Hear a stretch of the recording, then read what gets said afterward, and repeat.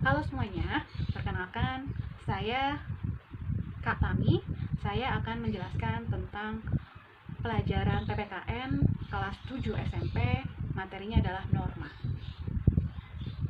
Nah, sebelum itu kakak mau memberikan contoh. Kalian tahu kalau di jalan raya, kalau ada yang ingin menyeberang jalan, sebaiknya dilakukan di mana? Ya, benar. Kalau kita ingin menyeberang jalan, yang kita lakukan adalah menyeberang jalan di zebra cross. Kenapa harus di zebra cross? Ayo, siapa yang bisa jawab? Nah, benar. Betul sekali. Kenapa kita harus menyeberang itu di zebra cross?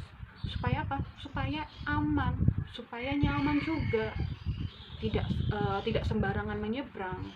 Siapa tahu kalau misalkan sembarangan nyebrang, kamu menyeberang tidak di zebra cross, terus kemudian ada mobil atau motor yang melaju dengan kencang, kalian bisa apa? Kalian bisa tertabrak, betul? Nah, selain itu juga kalau kita berkendara atau menaiki motor, biasanya kita apa? Menggunakan helm. Biasanya kita menggunakan helm. Selain itu apa? Selain itu kita harus memiliki surat izin mengemudi. Nah, tentunya kalau kita mengendarai motor harus pakai motor kan. Nah, kalau kita mengendarai motor harus pakai helm. Supaya apa? Supaya kita aman apabila terjadi kecelakaan. Nah, kepala kita insya Allah akan terlindungi dengan helm tersebut. Nah, dari dua contoh perilaku yang dilakukan tersebut, dapat kita simpulkan, apa sih itu norma?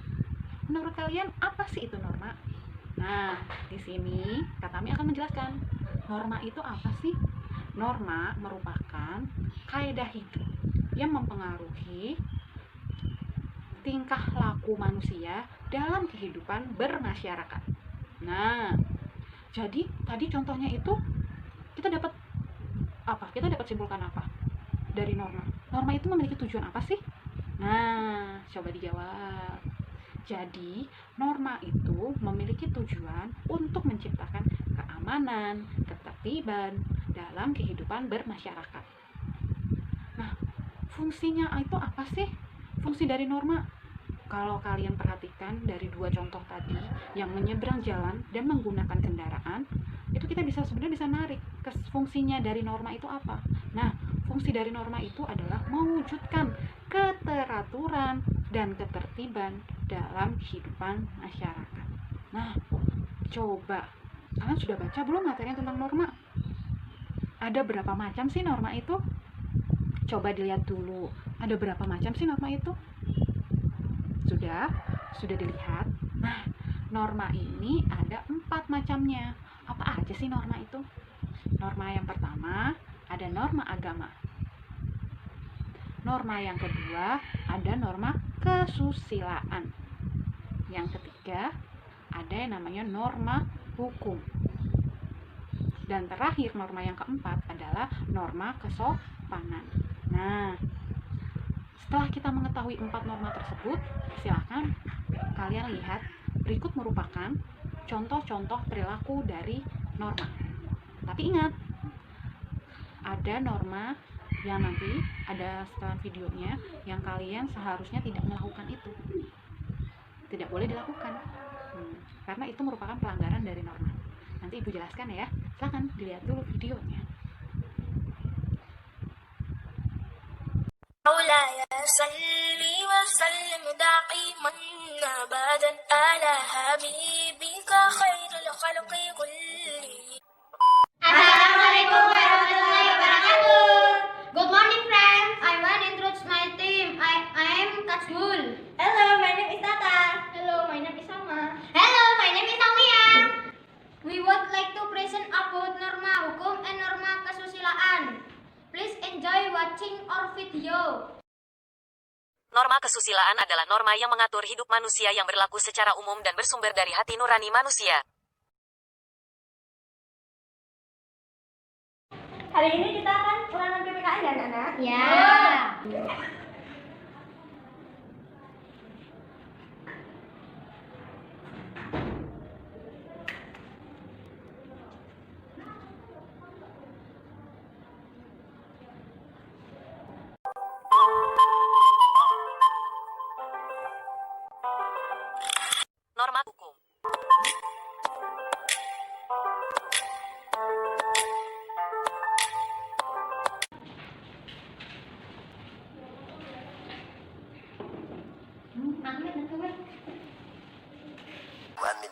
37 seconds later.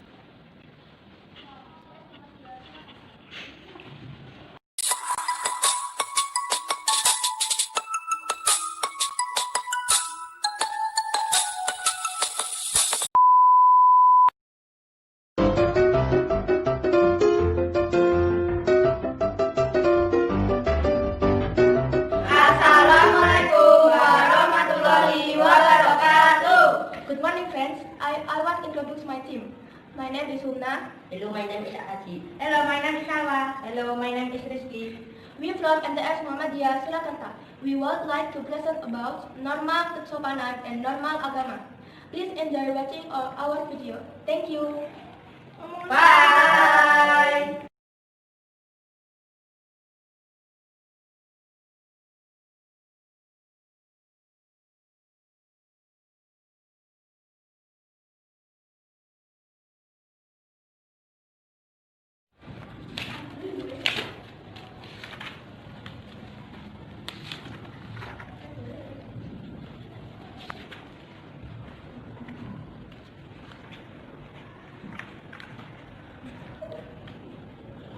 Allahu Akbar,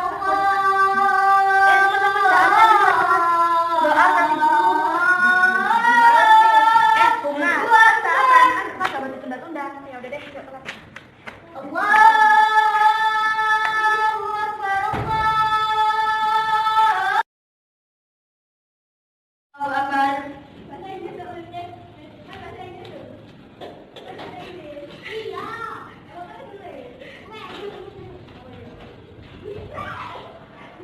Allahu Akbar. Sami Allahu liman hamidah.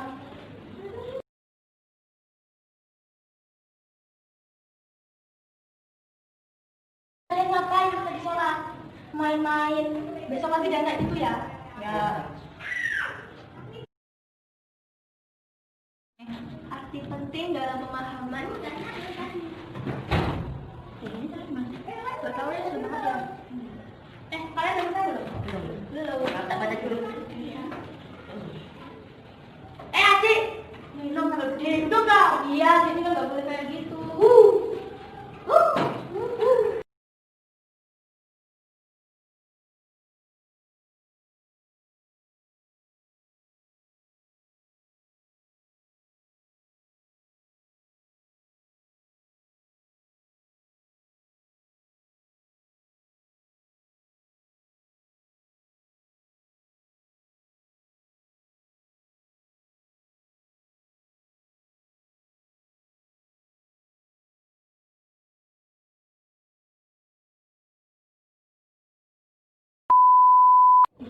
Arti penting dalam pemahaman. Ini gimana sih? Kami sebenarnya. Udah selesai belum sih? Belum. Kau tak baca dulu? Ya. Haji. Allahu Akbar. Allah.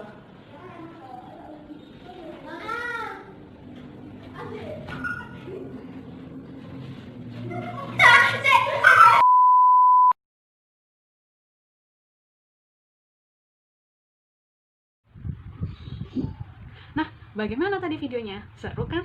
Nah, dari video yang tadi kalian sudah tonton, silakan diambil yang baik-baiknya dan buang jauh-jauh yang buruknya. Jangan dicontoh. Nah, sekarang Kakak Tami akan menjelaskan tentang perbedaan norma hukum, norma agama, norma kesusilaan, dan norma kesopanan. Apa sih yang membedakan itu semua?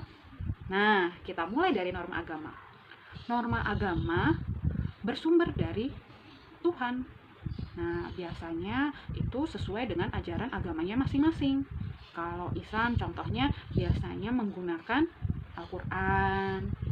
Nah, selain itu biasanya norma agama itu apabila kita melakukan kesalahan, misalkan kita mencuri atau berbuat salah, biasanya apa yang menjadi hukumannya? Nah, kalau norma agama itu biasanya adalah dosa. Nah, dosa ini kita dapatkan nanti ketika kita di akhirat, kalau menurut Islam seperti itu. Nah, isinya dari norma agama adalah itu seperti sikap kita itu secara lahir dan batin, apa sih yang harus dilakukan, apa sih yang tidak boleh dilakukan. Nah, kalau agama Islam seperti Katami itu biasanya ada di Al-Quran. Apa sih yang boleh dilakukan? Ya kita beribadah, kita sholat, puasa, beramal, dan lain sebagainya.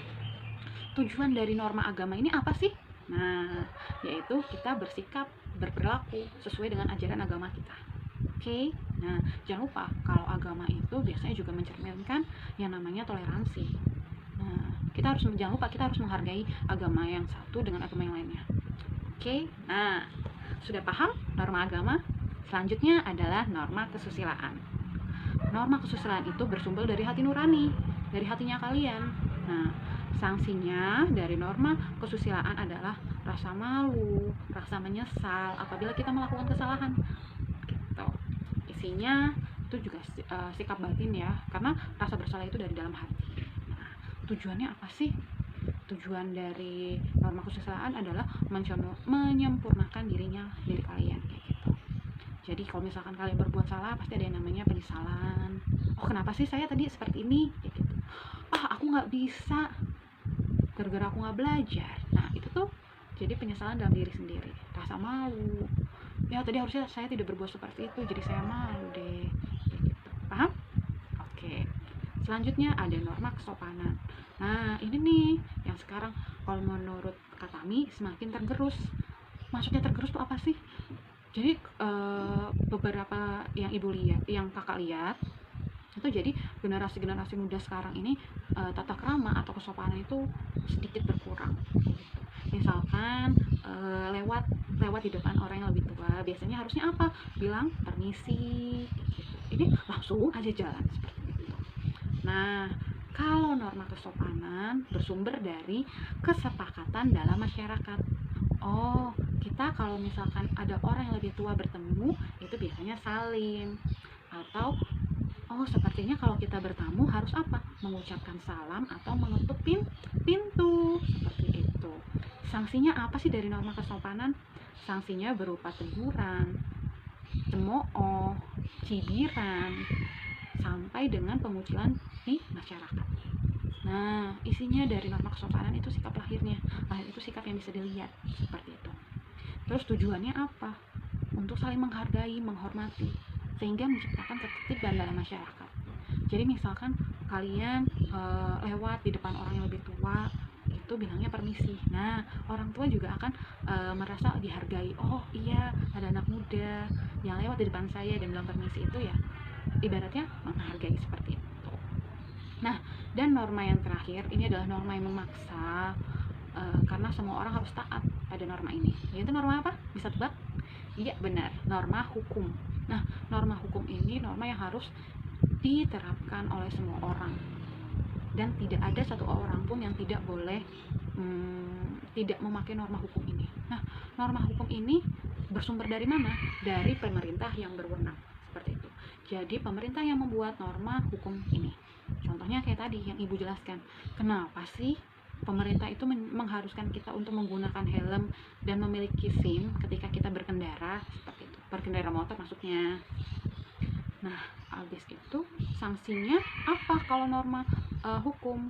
Ya, betul, sanksinya adalah bisa denda. Biasanya kalau kalian melanggar peraturan lalu lintas biasanya didenda. Kalau yang sifatnya ringan seperti melanggar lalu lintas, melanggar rambu-rambu lalu lintas dan lain sebagainya, itu biasanya denda.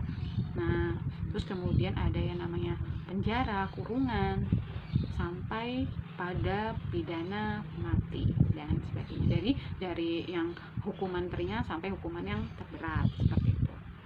Terus isinya apa? Isinya itu sikap lahir atau sikap yang bisa kita lihat, seperti itu. Dan tujuannya terutama adalah menciptakan ketertiban, keamanan dalam masyarakat, seperti itu. Nah, itu adalah penjelasan dari Katami terkait dengan norma yang ada. Nah, tadi norma apa saja? Masih ingat kan? Norma agama, norma kesusilaan, kesopanan, dan yang terakhir adalah norma hukum. Jadi ada 4 ya normanya. Nah, dari semua penjelasan dan contoh-contoh perilaku yang tadi sudah ditayangkan, Kak Tami harapkan semoga kalian paham dengan penjelasan Kak Tami tentang norma.